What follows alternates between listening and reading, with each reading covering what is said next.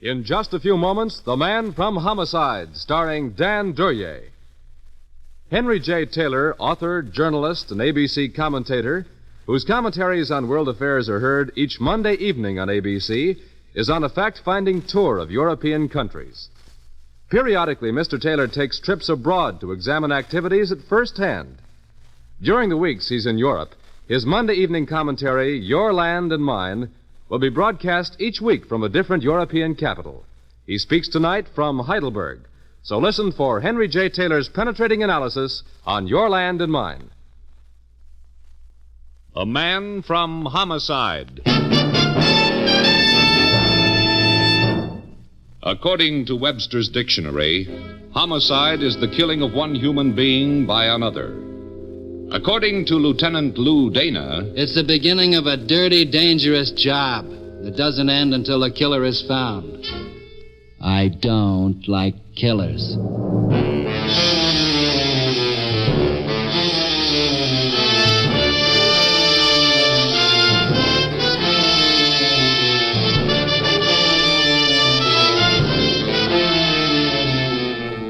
Every week at this time, the American Broadcasting Company brings you transcribed the star of stage and screen, Dan Duryea, as Lieutenant Lou Dana, the Man from Homicide.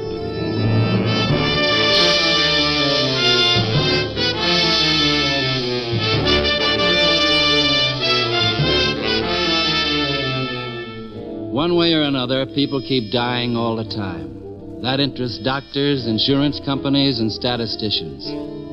But sometimes people are helped to die, and that interests us. In homicide, we work at it. The death that comes because somebody was afraid, because somebody hated, because somebody killed.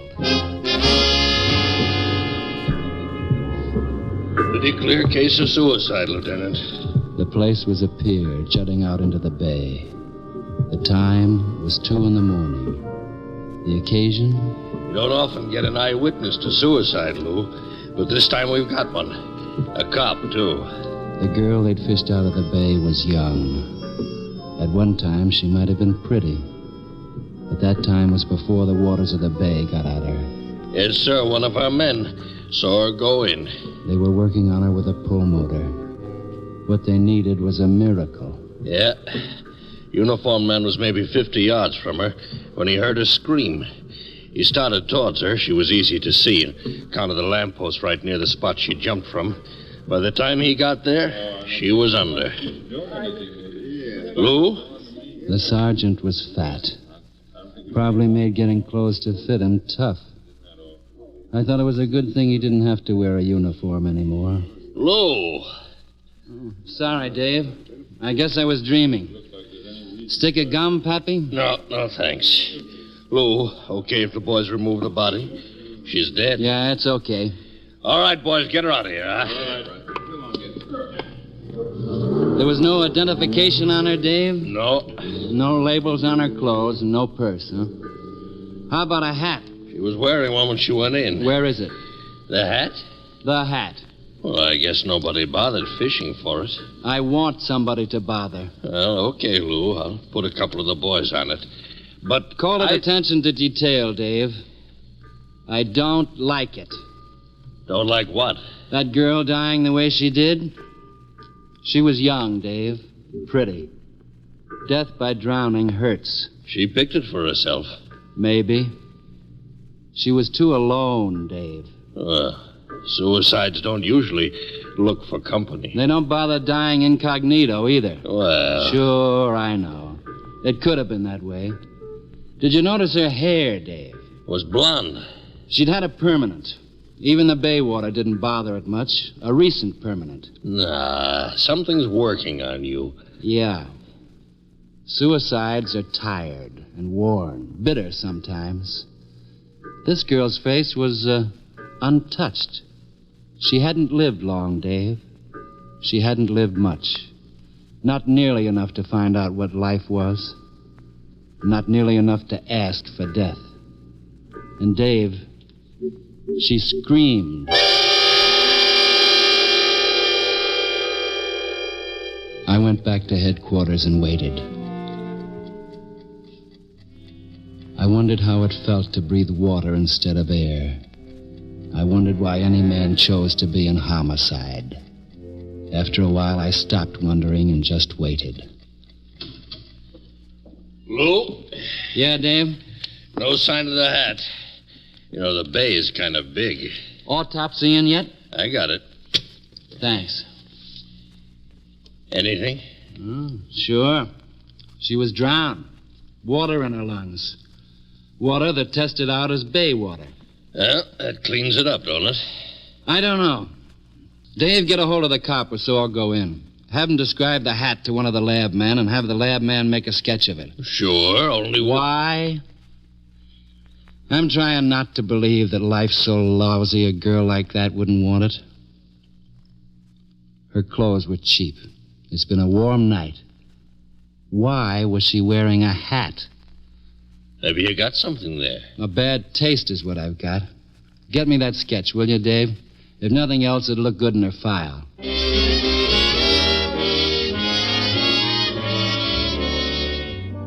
The rest of the routine went along fine. Pictures of her would go to the papers, and the request for identification would go with them. There might be trouble, though. The people who'd known her hadn't seen her dead, her lungs filled with bay water. It makes a difference.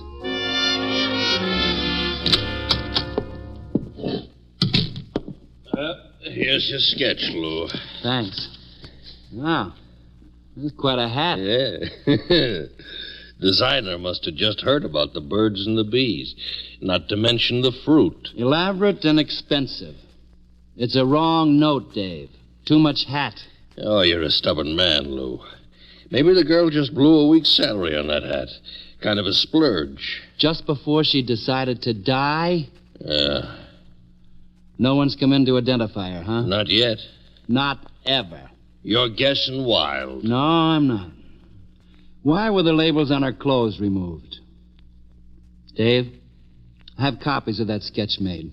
Put a few policewomen on the job. A hat like that means a designer. It's not mass production stuff like the girl's clothes. I want that designer found. Okay, Lou. And if we turn him up? Make sure our people don't get spotted as cops. Yeah. And then what? And then I'll go visiting. I never heard her scream, Dave. Just a report about it. But somehow that screams in my ears. I want to get rid of it.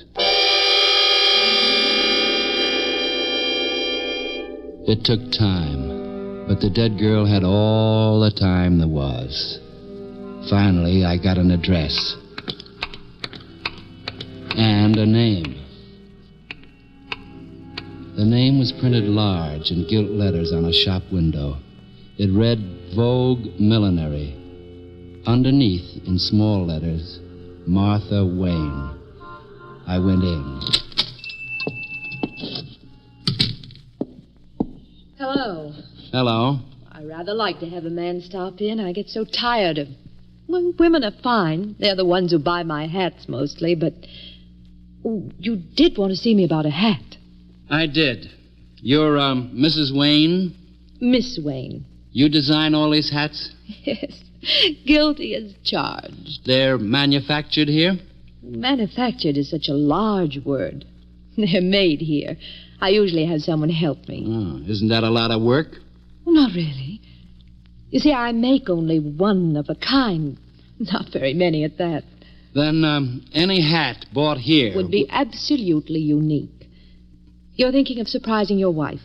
I'm not married. Well, you're thinking of surprising someone? In a way.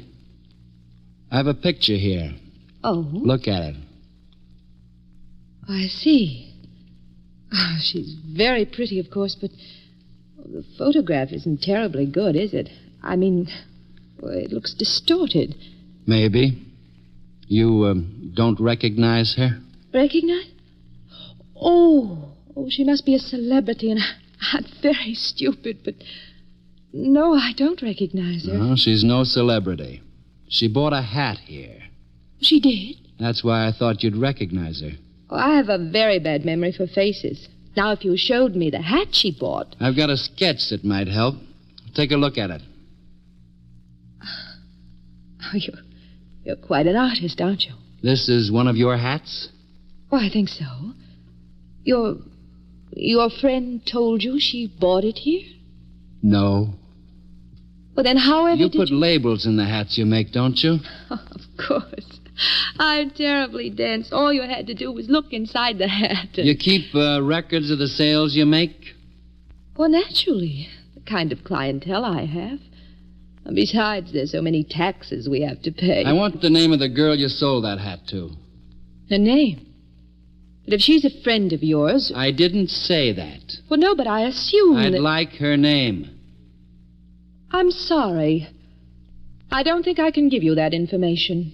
Why not? I don't know that the lady would want you to have it. The lady's wishes don't matter very much. Not anymore. I beg your pardon. My name is Dana, Lieutenant Dana. My credentials. Oh. Well, there isn't anything wrong about... Your hats? That wouldn't be my business. I'm Homicide. Homicide? Oh, then you'd be Lou Dana. You're the celebrity. Well, the papers run out of copy every once in a while. I didn't recognize you. Although I've seen pictures of you. You look younger and... The name of the girl? Oh, I'm sorry. My record's in the back room. If you'll wait a few moments. I'll wait. I'll be right back.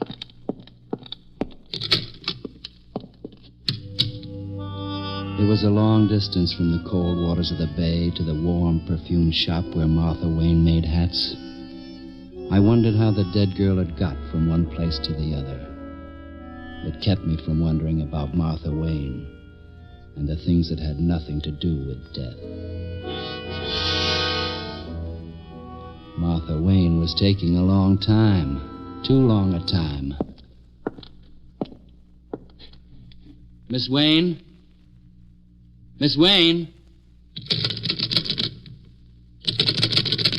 Miss Wayne!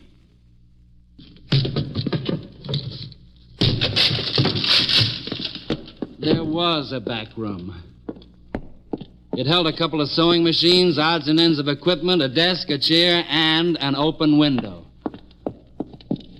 The window looked out onto an alley leading to the next street. It was empty as the room I was in.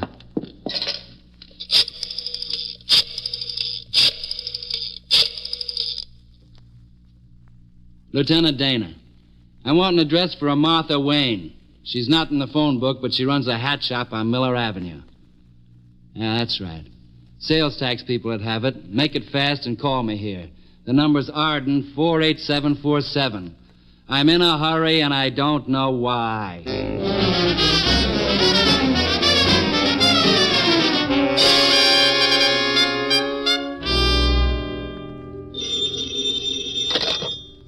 Dana. Uh-huh. 39 Carlisle. Thanks.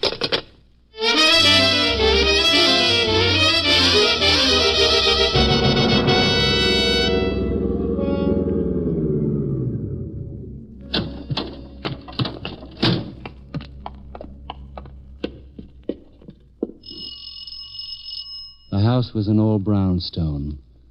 The steps were worn that led up to the stoop. The windows were shuttered. No one was in a hurry to answer the doorbell. The door was locked. The neighborhood wasn't good. Streets littered, sidewalks cracked, doors sagging. I tried a few keys. One of them worked. The lights weren't on. That figured. No one was home. I was wrong.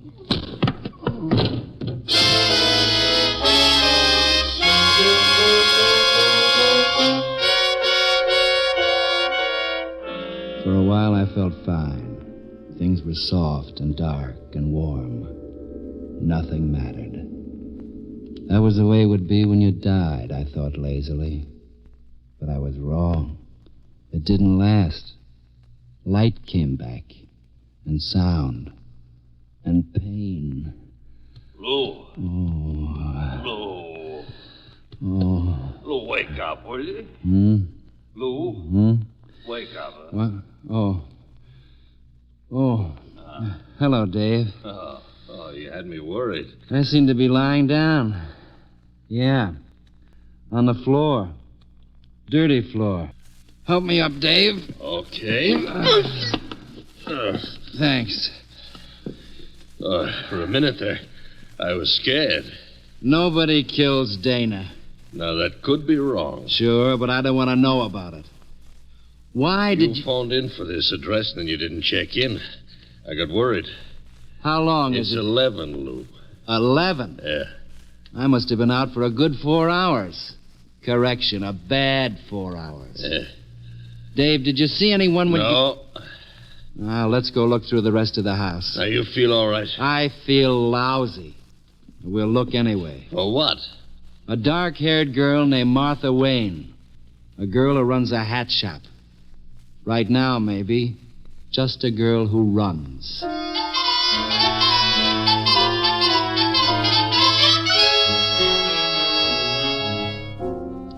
We looked through the rest of the house. We didn't find Martha Wayne. I hadn't expected to. We found lots of other things, though.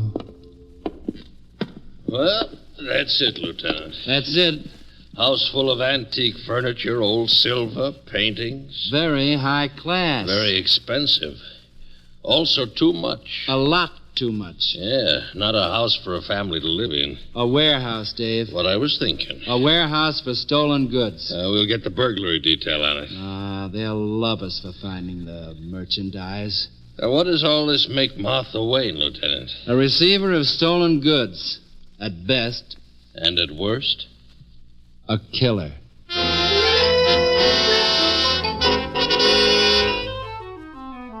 The burglary detail came and loved us. The house that Martha Wayne had lived in was filled with the loot from half a dozen big robberies. That took care of that. We put out an alarm for Martha Wayne. That didn't take care of that.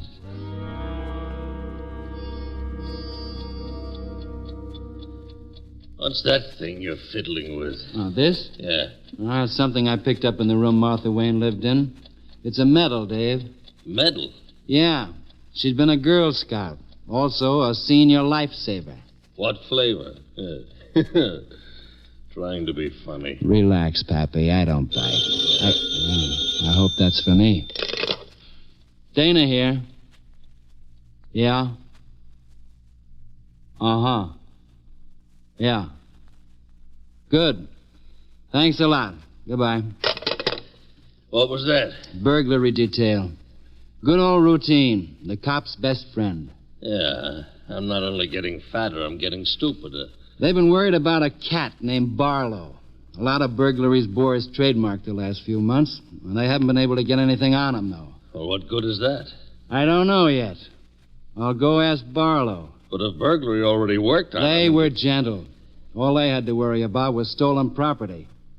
I won't be gentle. Lou, you better take it easy. Dave, there's nothing in my life except what? Death, killers, pain and violence. I'll take it as easy as I know how, but I'm not worrying about stolen property. I'm worrying about murder.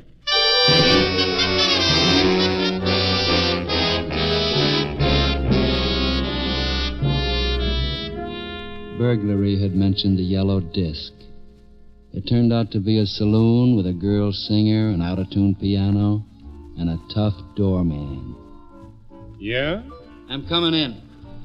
Mention a name. Ralph Waldo Emerson. I don't like that name. I'm still coming in. Look, mister. Nobody gets in the yellow disc without an invitation. You ain't got one. I got this. A badge. A real badge. You know what? I bet you're a cop. You win the bet. You still ain't coming in. Let's find out. You know what this is? Yeah, a sap. Technically, a concealed weapon. Well, it ain't concealed now. You're frightening me. You're gonna get it. I've been sapped before tonight. I'm getting used to it. Well, you must like it. Hey! My arm! Hey, you could break it. Don't suggest things to me. Drop the sap. Okay. Well, it won't do you no good taking me. You did a nice job. Walk in there, you got trouble. Maybe I like trouble. Okay. Okay, I'm out of your way. You're tough, sure. You could handle me. There's half a dozen guys in there. Open the door for me, huh? Oh, sure. Thanks. Suppose you announce me. Oh, okay. What name? Lou Dana. No wonder you took me. You heard what I said. Yeah. Lieutenant Lou Dana. That's this guy. Now get back outside. Yeah? A saloon. The girl singer left quick. A small combo played background music. A handful of men sat around at small tables. They all bulged at one place or another. Shoulder holsters or hip pocket rods, concealed weapons. Most of them had a girl at the table with them. Their weapons weren't especially concealed. Dana, Make it lieutenant. I feel formal tonight. what do you want here? Not a thing. Then get out. You worried about what? Something happening to you. Thanks. Let's not play games. I run this place. I run it without cops. Keep right on running it. Which one is Barlow? I don't hear a word you say. Which one is Barlow? You got a warrant for him? All the mugs in town are turning legal. I never heard of anybody named Barlow. Which one? Move in on me and you'll stop asking questions. You get an answer. You won't like it. I'm crazy about answers, any kind. Point 'em out. Okay. He's the one at the corner table. Thanks.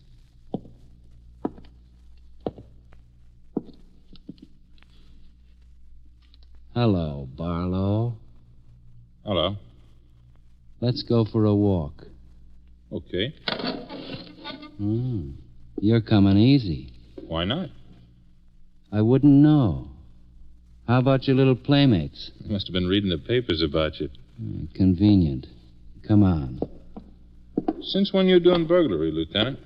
I'm not. Hey, now, wait a minute. Oh, no. We keep right on going. Or don't you believe what you read in the papers? We keep on going. Thanks, Mr. Barlow. Thanks.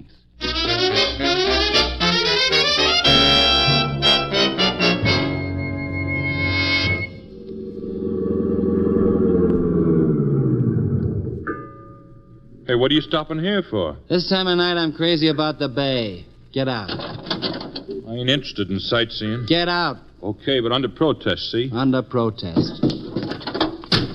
Come on. I want to get a closer look at the water. I don't know what you got in mind. I'll let you know in time. Right here ought to do. Up above and to your right, Barlow. That's a pier. Oh, thanks for telling me. Down here, we've got more privacy. Funny thing about that pier. Yeah? A kid jumped off it last night right into the bay. She drowned. What's that got to do with me? A cop saw her go over. With a little luck, she might have been saved. If somebody went into the bay from down here, nobody'd see him, Barlow. Hey, now, wait a minute. Oh, no, you're staying right here, Barlow. What do you want from me? An introduction to Martha Wayne. Martha? I don't know nobody named that. From down here, you'd go into the water smooth and easy. Can you swim, Barlow? No. Too bad. Hey, let go of Ever me. try breathing water instead of air? I said let go. We're right near the edge now, Barlow. One push and... yeah. Who'd hear you out here at this time of night? Okay. I'll take you to her. Why, thanks, Barlow. Thanks very much.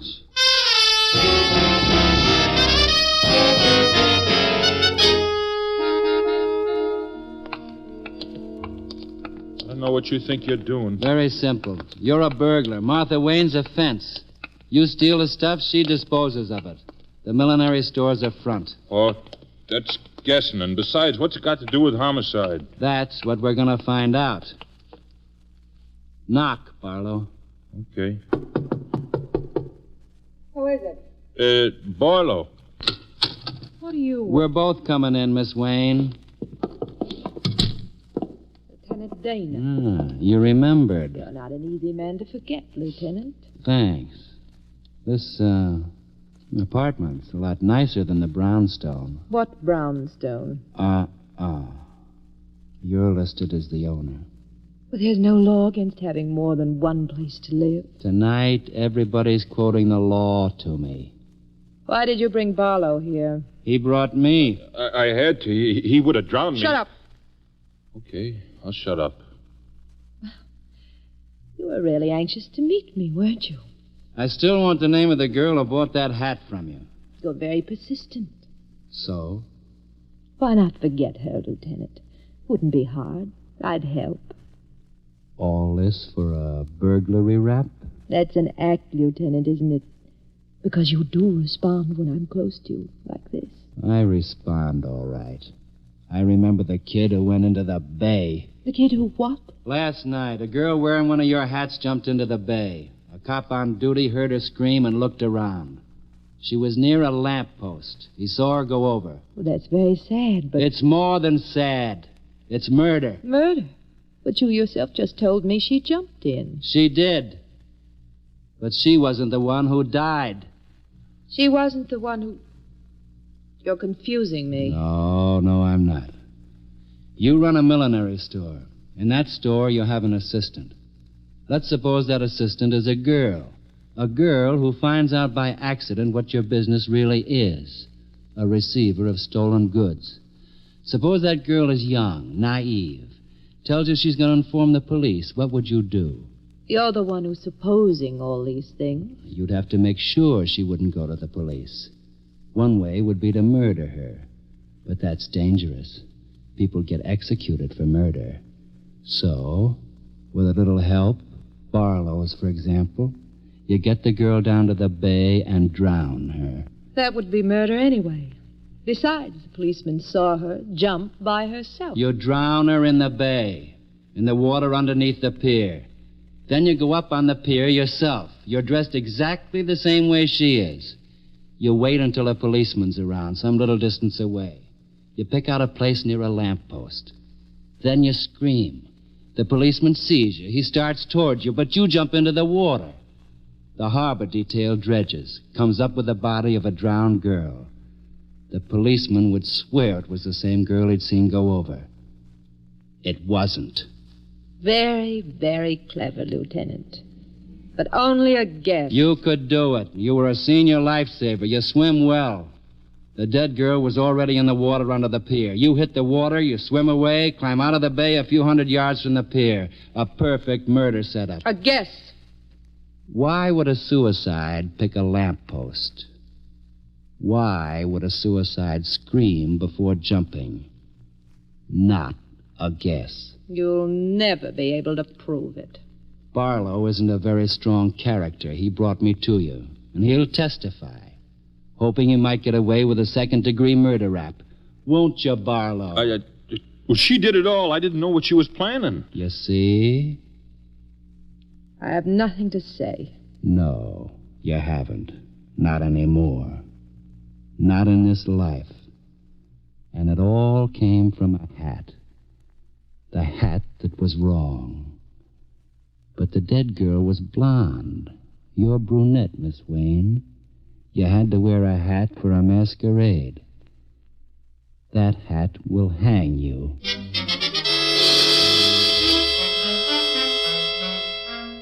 That was all. They were booked, they'd be tried, and in due time they'd die. I finished my report and signed it. I didn't see the paper I was writing on. I saw a young girl with an untouched face and all of her life before her, lying dead and watery on the rough wood of a pier. I don't like killers.